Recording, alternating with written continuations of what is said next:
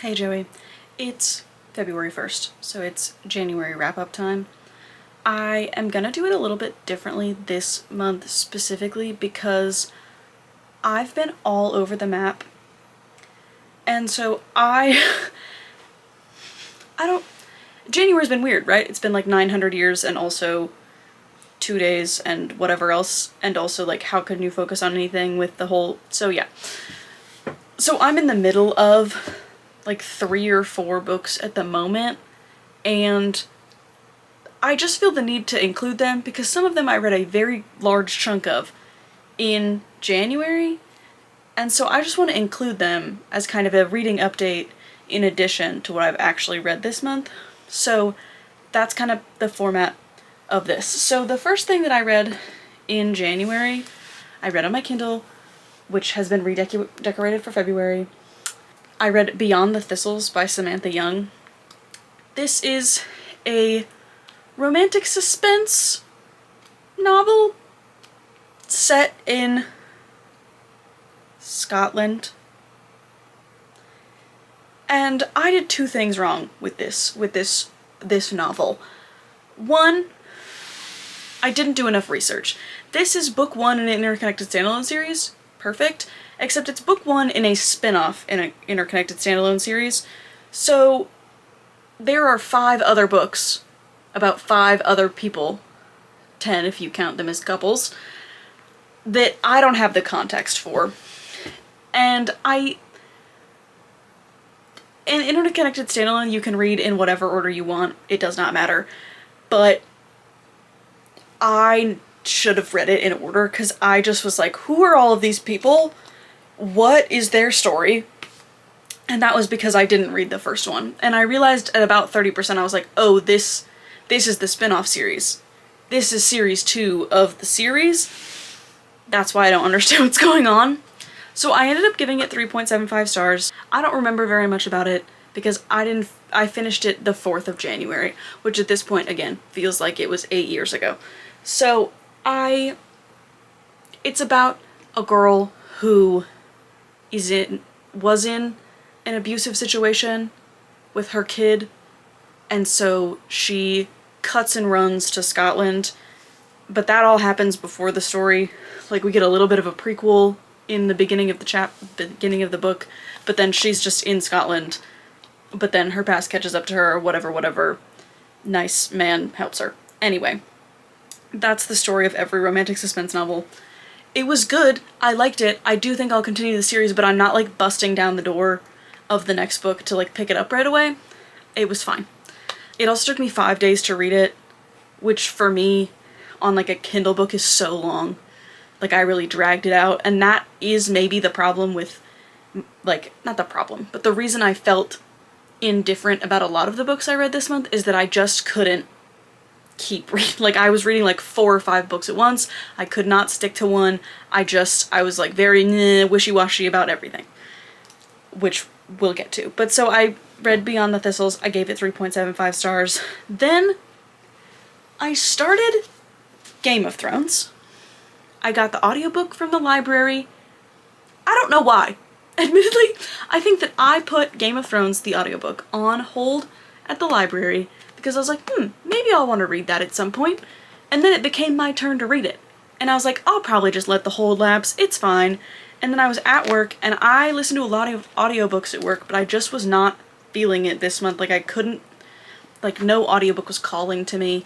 I didn't know what I wanted to listen to, but I was like, I run out of podcasts, I can't listen to any more One Direction, I've listened to so much One Direction. So I started Game of Thrones, and for the first like 30%, I was like, I don't know what's going on, I don't know who any of these people are, because I've never watched Game of Thrones, the HBO show, I've never read the book, obviously, I didn't know what was going on. And then by like I'm now at like 60%, so at like the 40% mark, I was like, okay, now I understand who these people are, and I hate every single one of them. And then, by like the 50% mark, I was like, okay, now I understand what we're doing, but I don't care why. And now I'm at 60%, and I'm like, okay, how much faster can I listen to this audiobook so that I can be done? Because I'm at like 570 pages, it's like 800 pages. I'm too deep in to not finish it, but, like, these are terrible people doing terrible things. And I guess that's the point, but I am not into it. This is not the kind of high fantasy I'm looking for, but I guess I will at least have been able to say that I read it. So I'm like 60% of the way through that. Then, and again, I started that, like, the 5th of January. Still haven't finished it. Because the audiobook is 30 hours. The guy's talking so slow, I have it at 2 times speed, but I can't make it go any faster or I won't hear it, and then I don't know. I'm just ready to be done. But the next thing that I read was What the River Knows by Isabel Ibanez. This is the gorgeous, stunning Owl Crate copy. This, I think, fell victim to the fact that it took me too long to read it. So this took me from the 7th of January until the 16th of January, and it's only like 350 pages. I was audiobooking this from the library, I was reading it on my Kindle because it's on Kindle Unlimited, and I was reading the physical hardcover. All I really needed was 3 solid hours to sit down, but I didn't. I read it for days and days and days, and I read it like 50 pages at a time, and so I kept getting disconnected from it because I was reading 50 other things. This is not how I usually read. I usually read 1 or 2 things at a time. But I haven't been lately. Something is off. Anyway, I gave this 4 stars. I did like it. I'm excited to read the second one. But again, similar to Beyond the Thistles, I am not busting down the door of the next one. It is not on the immediate TBR. I will just, when I am feeling up to it. It's not on KU or at the library, so I'm gonna have to read the hardcover. I gave it 4 stars. This is about Inez, and she is living in Bolivia in like the 1800s, and she gets a letter that, she gets a letter that her parents, who spend 6 months a year in Cairo, Egypt doing archaeology, have passed, that they have died, and she is basically an abandoned child who lives with her aunt and her uncle because her parents are traveling to Egypt for 6 months a year. And so she's like, I never really got to know my parents because since I was a child, they've been leaving me with my aunt for 6 months every year. I need to travel to Egypt to understand them because I don't have any more time with them physically, but I want to know what their lives were like. And so she goes, and then a bunch of stuff about, like, archaeology and traders and, like, people smuggling artifacts, like, all of this stuff happens, and she meets this man. She meets this man named Wit who works for her uncle in Egypt, and he is so, like, British and charming by being not charming. Love him. And yeah, I gave it 4 stars. It maybe would have been higher rated if it hadn't have taken me so long. I don't know. We'll never know because I didn't. So it was good. I'm excited for the next one. We left off on a cliffhanger that I didn't entirely understand, and so maybe that also is part of it. The next book that I started and finished was The Heart of Betrayal by Mary E. Pearson. This is part of the Remnant Chronicles. I read The Kiss of Deception in December, and then I read this from the library, and I now have the audiobook for the 3rd one, so I will be able to read that in February to finish up this trilogy. I started this trilogy because I wanted to read Dance of Thieves, which is like the next series by Mary E. Pearson, but my understanding is that these are sort of set in the same world, so I wanted to read these first, and I am enjoying them. There's a YA love triangle going on in here, and I think I've picked correctly, but I really never know because I am so terrible at picking the right one, and so I'm still like a little dubious about whether or not I'm going to be happy about the way that the love triangle goes. But basically, our girl is the princess of a kingdom. She's supposed to marry the prince of another kingdom, and then a guy from kingdom number 3 is also there. And stuff happens in the first one, and then a bunch of stuff happens in this one that I cannot tell you about because it's the second one and it would spoil like the whole first one. So, I gave it 4 stars because boy, oh boy, did we do nothing for the middle 50% of this book. Like, something happened in the last one that transitions us into this one. We deal with that, and then we do nothing on nothing on nothing for like 40%. And then finally, we do stuff. And then like the thing we've been planning to do the whole time happens in the last like 2 chapters. And I was like, are you kidding me? The next one, for some reason, is like 600 pages. The audiobook is like 20 hours. But I shall listen to it. I'm excited to finish the series and see what happens, because I have theories, but I have no idea if any of it's gonna happen. Heart of Betrayal I started January 8th and then also finished on January 16th. But that one I was like just listening to the audiobook of, except for like a little bit in the middle where I was like, I gotta just read this because I cannot handle all of the nothing we're doing. But I listened to Kiss of Deception over like a week period also, so that one didn't get hit as bad by the it taking me so long to read thing. Then, on January 11th, so we're going back in time, but this is like the order of when I started them as opposed to the order of when I finished them. I read Steal My Heart by Laura Pavlov on my Kindle. This came out last month. I love Laura Pavlov. I love all of her books. I love the ones about lawyers less. I've discovered in the last series by her, the Magnolia Falls series, which I love, my least favorite of those books was Wild River, which is about River, who is a lawyer, and his wife, who's like a social worker and whatever. But I just like, the personality of someone who is a lawyer is not my favorite thing. I like the like strong-headedness makes me just want to like... So that one wasn't my favorite. Steal My Heart is about 2 lawyers. It's about Easton and Henley. Henley's dad owns the lawyer building place, the firm or whatever, and Easton is like the youngest, or was the youngest, like hotshot lawyer, and then Henley graduates school, she gets a job at the firm, and Easton thinks that she was just sort of given it because her dad owns it, but she's actually a good lawyer, and that also always makes me a little like, because until you meet this girl, how are you supposed to know whether, like, why are you automatically assuming that she's just an idiot because she's a girl? Or maybe it's just, maybe if she was a boy and it was just his son, he would also think that, I don't know, but it always, like, makes me a little, like, eh.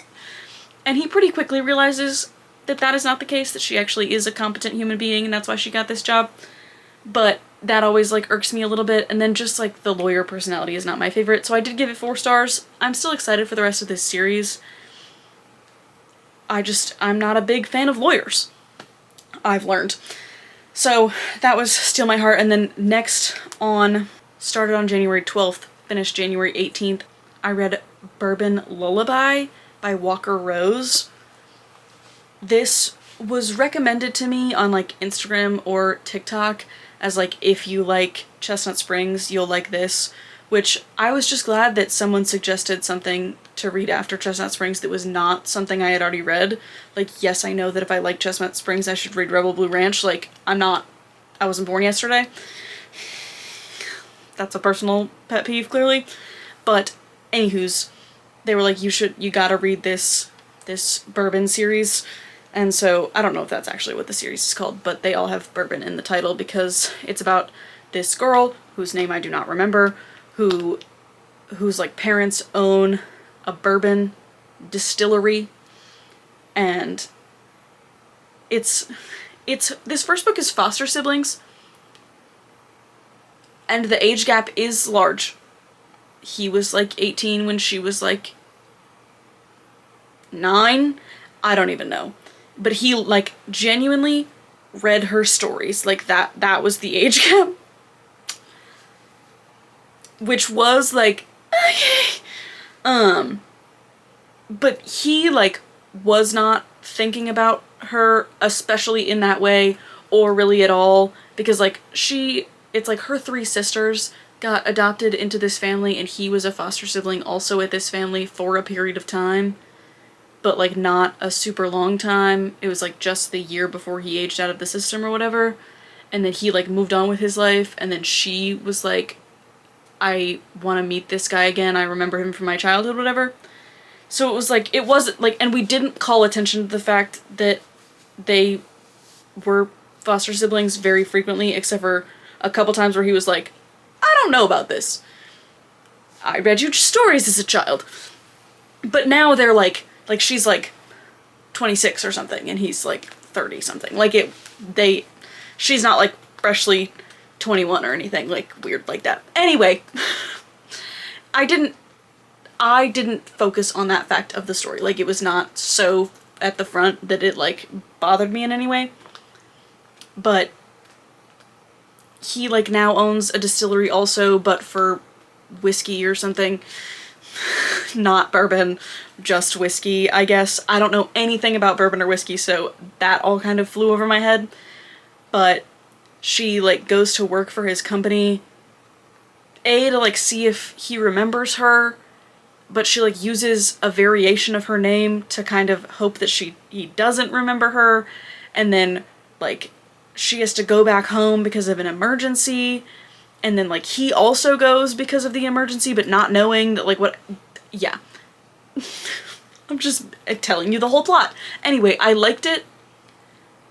He has a similar personality to, like, he's like an entrepreneur, and so he has a similar kind of personality type to the lawyer thing that I was just talking about. Not my favorite kind of male personality. But I liked it, and I will continue to read the series, but once again, let me say it for the 15th time, I'm not busting down the door to read the next one. But the next one is about her sister, who I'm pretty sure is gonna leave her fiance, which I am excited about. I love those. So, one day when I'm like, I don't know what to read, that's definitely gonna make its way onto my Kindle. The next book that I read was Beg, Borrow, or Steal, which I read on January 19th and January 20th. I talked about this in a vlog that I posted. This is so good. I love Sarah Adams so much.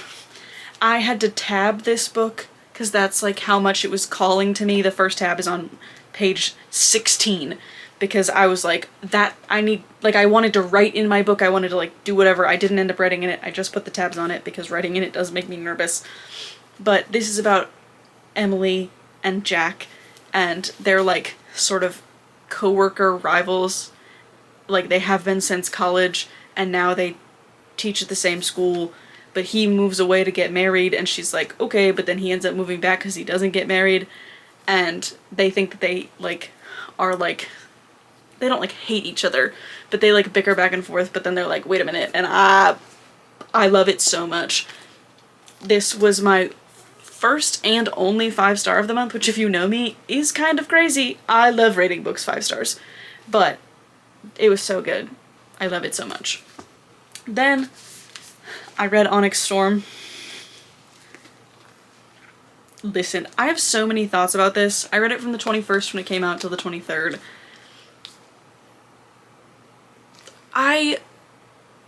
This book was so good, it made me even more angry about how bad Iron Flame was.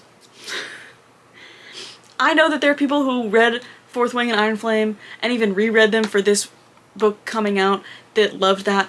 I am like viscerally angry about how bad Iron Flame was because Fourth Wing came out in January of 2023 and it blew up, and so then they published Iron Flame in November of 2023.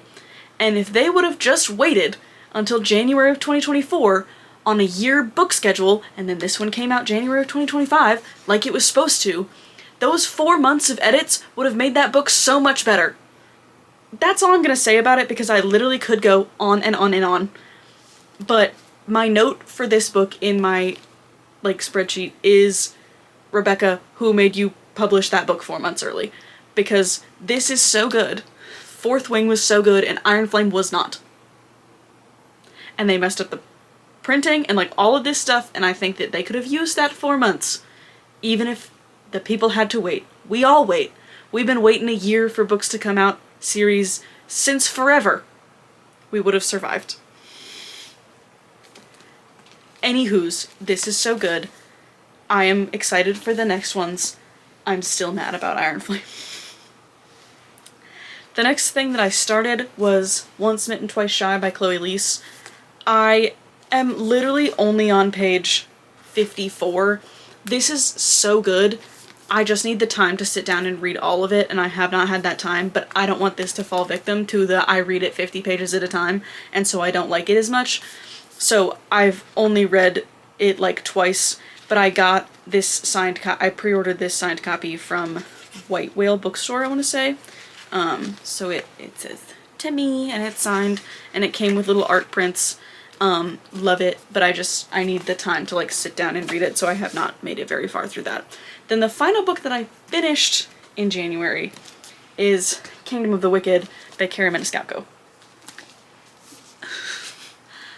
I acquired every book related to this book by Carrie Maniscalco in this month. I had wanted to read this because at first I had heard mixed reviews on it, and then I realized that all of the like quote-unquote negative reviews were about the fact that this shouldn't be designated as YA, which I totally understand. But if that's the only thing that you didn't like about it was that it shouldn't be YA, then was the book good or not? And so I wanted to find out. I also love YA or not YA fantasy books that are kind of bad, or like that aren't like peak fantasy or whatever. And so I got this Kingdom of the Wicked copy at the Half Price Books, along with a copy of Throne of the Fallen, which is book 1 in the Prince of Sin adult spin-off second part of the series thing in this same like world. Because I was like, I wanted a hardcover copy of Throne of the Fallen, because I had a hardcover copy of this, and so I wanted them all to go together, and I know that that's out in paperback now, and so I wanted a hardcover. And then, really that's all, is that I wanted that, so I got this and Throne of Secrets. And then I went to Barnes & Noble, because they were having a sale on hardcovers, and I got Throne of Secrets, which is book 2 in that series, and then I went to Half Price Books again, and they had hardcovers of book 2 and book 3, and I was in the middle of this one. And I knew that it wasn't just garbage, and so I knew I would probably want to continue it, and so now I had all 5 of them, and I'd read like 50 pages of this. But I needed the hardcovers, because again, they're coming out in paperback, so I can't get hardcovers in the store anymore. This is way more information than you need. Anywho's, I was like, okay, now I really gotta like sit down and read this book. I might not have even have started this when I bought those, now that I think about it.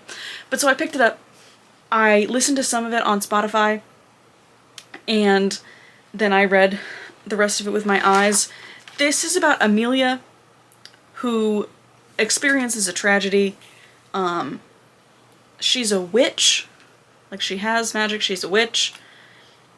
It's an urban fantasy, so she's in Sicily.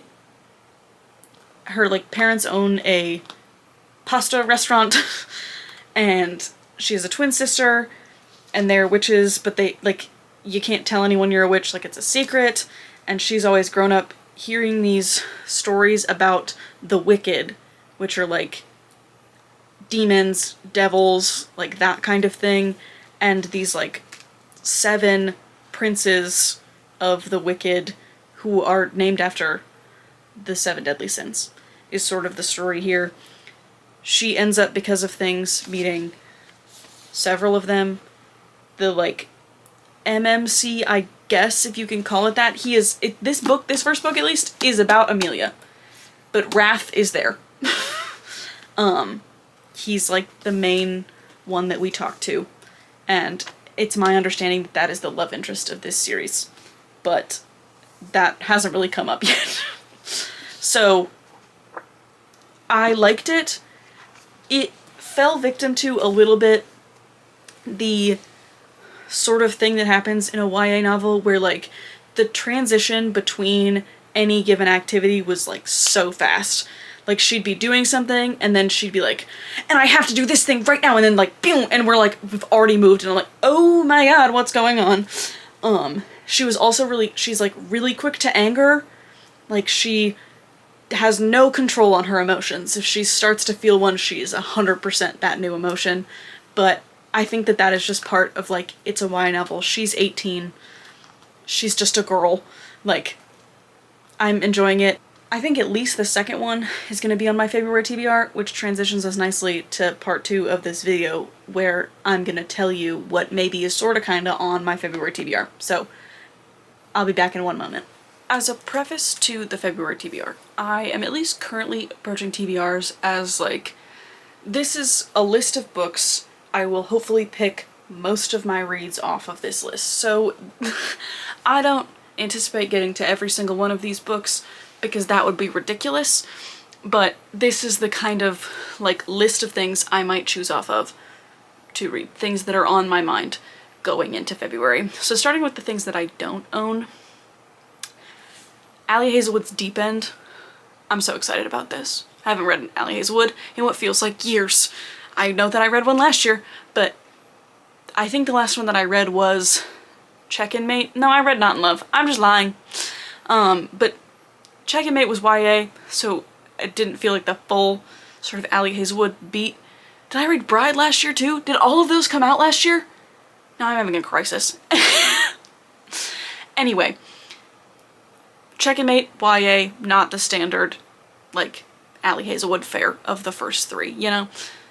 Bride, paranormal, not the same thing.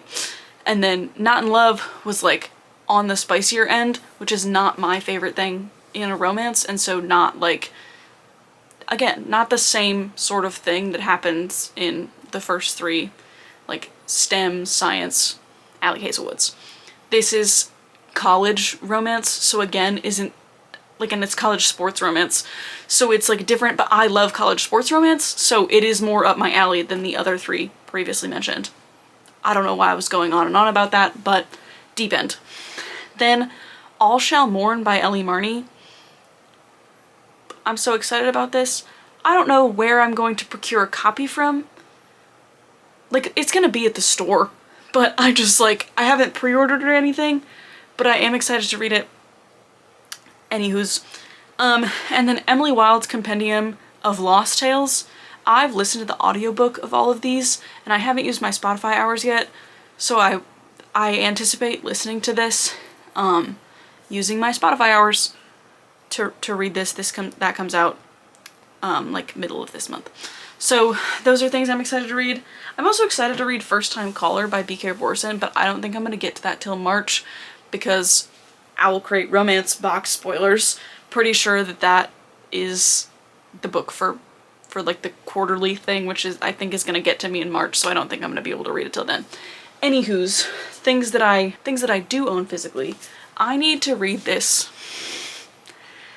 This is the last Abby Jimenez, like, full-length novel that I haven't read yet, because I was worried it was going to just rip me to pieces based on my understanding of what it's about, but I just heard someone review it on TikTok, and they said that they thought it was going to focus more on that aspect of it, and it didn't, so maybe it won't just, like, tear my heart into pieces. Then, If We Ever Meet Again by Anna Huang. Marshall, my boyfriend, just got me all 4 of these for my birthday, and I want to read them. So why not start with the first one? It's also pink, you know, the Valentine's Day of it all for February. I feel good about it. I have no idea what any of these are about, but I've read every other Anna Huang, so might as well get on it. Out of the Woods by Hannah Bonham Young. I'm so excited for this book. I have been so excited for this book since I read Out on a Limb at the end of 2023. Is that when I read that? I don't know, but I can't wait to read this. It's like a second chance marriage in crisis, high school sweethearts. I'm so excited to read this. I thought I was gonna read it in January because it came out on the 28th, but I pre-ordered this, signed and personalized, from Literati bookstore, and it just got to me today on the 1st of February, so I couldn't have read it in January, and also I haven't had time. Then, as previously mentioned, Kingdom of the Cursed, the next book, the next, that's the right, yeah, the next book in the Kingdom of the Wicked trilogy. Some stuff happened and I am kind of interested in what's going to happen next. So, yeah, excited about that. In continuation of, I'm in the middle of so many series, just to butt in here. I think it's close to like 50, which is too many. I love that I've like really zoomed in here. I've like leaned in. But yeah, so I'm in the middle of like 50 series, and that includes interconnected standalones, which kind of don't count, but I really gotta start finishing series and not just starting them. I did start like, I think almost every book I read in January, with the exception of Onyx Storm was starting a new series. Oh, February Steel was also finishing a series, but I started like 6 and only finished 2. So, and Onyx Storm didn't even finish it, just continued it. So basically all of that to say I'm in a series crisis. So Beauty of Darkness, the 3rd book in the Remnant Chronicles trilogy, is on the list because I have it from the library for only the next like 15 days. So, but do you see how big this is in comparison? Let me dig out Heart of Betrayal here. Why is it so long? I guess I'll find out, but that's on the list. And then the final thing on the list is another series continuation, The Golden Lily. Will I bring you another installment of spoiler-full reading of the Bloodlines books? I sure hope so. I sure hope I have even a spare moment to read them. But that's my February TBR and the stuff that I read in January, including things I did not finish. Speaking of things I did not finish, I did start Brutal Prince. I read like 70 pages of it and I DNF'd it because it's just not for me.